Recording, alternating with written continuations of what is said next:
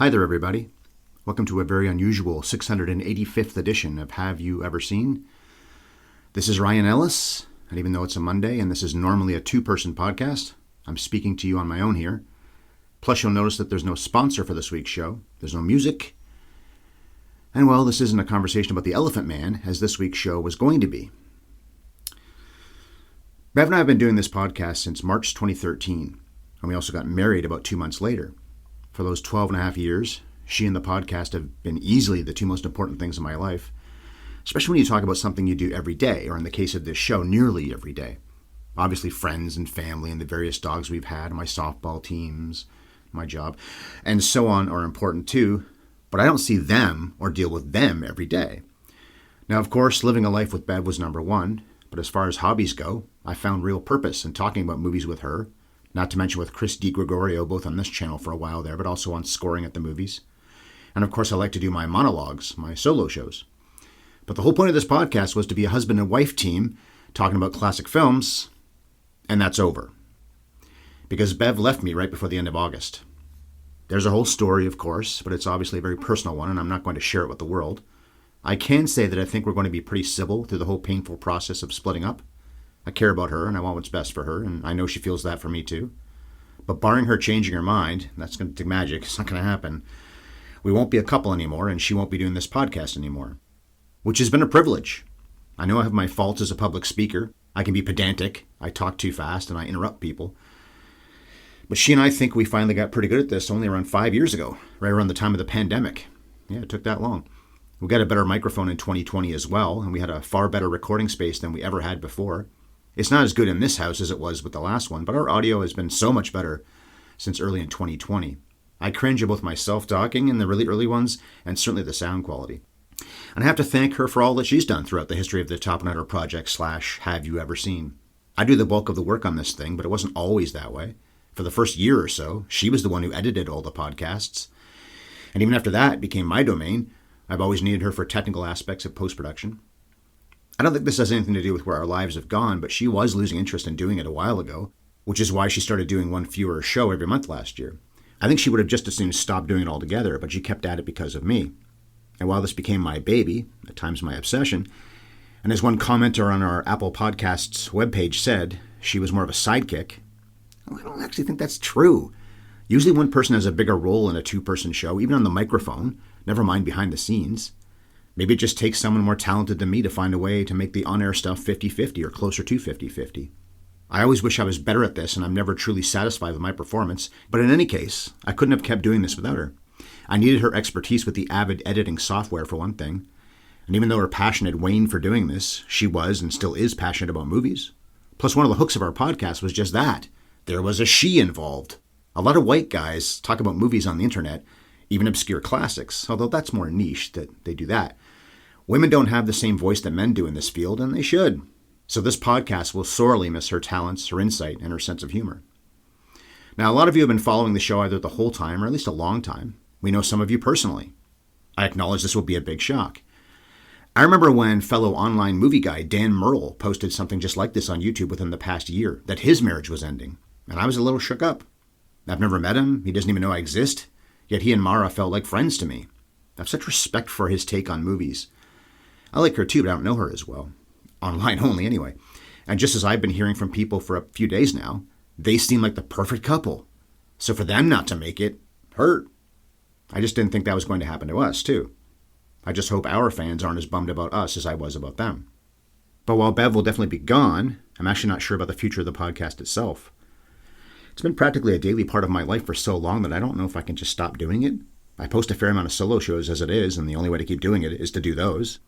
Now, on the other hand, we have a small niche audience even when she was part of it, and I don't know if I'll maintain the same audience if she's not. Many of you love her perspective way more than you do mine.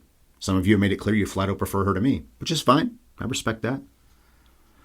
Now, I told you that she left me before the end of August, but you'll notice that there have been 2 episodes on here in the first few days of September, and the Best of the Splats listicle has her voice on it. Well, we had fully finished those before she walked out, so I figured there was no reason not to air them and just go on like things were normal while I regrouped and figured out what to do about this movie show and, of course, about my life. Despite all that's going on, I think I'll get back to doing the podcast, maybe even soon. I've always worked weeks ahead, so I've got notes for a few different shows that were going to go up in September. And then if I do that, I might as well keep on going into October and beyond. And maybe that'll be my MO long term. Post less than I used to, or post whenever I feel like it. Not necessarily every Monday and every other Friday. Or maybe once things are sorted out, we sell this house and I presumably move to a condo downtown, I'll do even more podcasts since I'll have so much more free time. We'll see. A few things could change all that, though. One is the computer I use to edit this could burn out and die. Bev's been saying for years that she thinks that's likely to happen before too long. And even if that doesn't happen, since I'm not the most proficient guy with the Avid, if there are glitches, I can't ask Bev to help anymore. Well, she probably will for a while as we sort into our new lives. Sort into? Whatever. But not in, say, August 2027. For technical reasons, I might not use the theme music either, even though I continue to appreciate my, former brother-in-law, Andrew Luther, for coming up with it. But I don't know. I'll probably keep using it, unless for some reason he asks me not to. One guarantee is that I'm going to stop putting the shows on YouTube. We get very little traffic on there, and after more than 2.5 years of posting, it isn't working, and it doesn't seem worth the effort. I always hear Scott Galloway talk about, that's the future of podcasts. Well, it's not for me. There are extra steps in the post-production phase that I don't want to keep doing if this is just going to be me on my own. So no more YouTubes. And while Bev legitimately likes drinking Sparkplug coffee, no lie, and she says it's a great product, I'm going to come clean. I have never, ever been a coffee drinker. I tried it as a kid. I hated it. Just like peanut butter, tried it as a kid, hated it, never had it since. Never even tried coffee as an adult. They approached us to sponsor the show back in 2014, and their offer was simply getting a good deal on a bag of beans whenever we needed them. I was just happy to have a real company who wanted to partner with us only about a year into our run of doing this thing. And at least Bev and our house guests got to enjoy the coffee. But while I like Kara, and I was happy to promote her stuff, I get nothing out of it now. There was no contract or anything anyway, so it's an easy split. So I won't be doing ads for Sparkplug anymore. But still, buy their stuff. I hear it's great.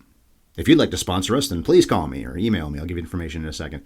Now, if this show motors along for a while and then there's just no podcast, if you're curious about why, contact me by email, haveyoueverseenpodcast@gmail.com, our social media, Ryan-Ellis on Blue Sky, and @MovieFiend51 on Twitter, @MovieFiend51. I don't know how much I want to learn new editing software, and more importantly, have to pay for it. So technical difficulties could ground me for good. And this isn't my job. I don't have to do this to keep bread in the bread box. Dan Merle, it's his job. Hobbies come and go sometimes. At the very least, I might start posting movie analysis on Letterboxd. People always talk about it. I've only been on there a few times, let alone create an account. Do I have an account? Maybe I do. I've never posted, though. And it's surprising, isn't it, that I'm not on Letterboxd. And I might put up reviews online wherever I can, just anywhere. I used to do that through the IMDb. All you need for that is a computer and a web connection. If you follow me on social media, then I would, of course, promote something like that, since not many people are going to find my written reviews without letting them know that they're out there in the ether. So if you stick with me, and if I stick with doing this, great. I appreciate your download, as always. But if you bail because Bev is gone, I understand. Assuming I do get back on the air this month, maybe next Monday, I think probably next Monday, then expect a show about The Elephant Man, since I had fully prepared that to be recorded the very day she left. Of course, I would prepare episodes we did together differently than the ones I do on my own, so I'm in the process of tweaking that one. I think I'll record it tomorrow. This is 6 days before I post this for you. So to wrap up here, I have to again thank Bev for all she's done to make this channel even as successful as it is. And of course, she was a great wife for a long time. I wish the ride wasn't over, but 12.5 years ain't bad for a podcast and even for a marriage. Not many podcasts go nearly as long as that. Thank you all for listening today and any other day you ever devoted to us.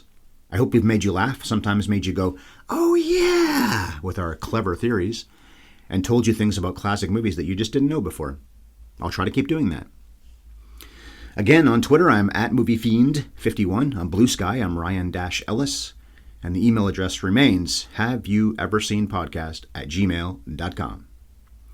So this is Ryan Ellis, signing off of a very difficult episode. I hope to talk about The Elephant Man next week, and I probably will. In any case, stay tuned for more Have You Ever Seen in the future. Bye-bye.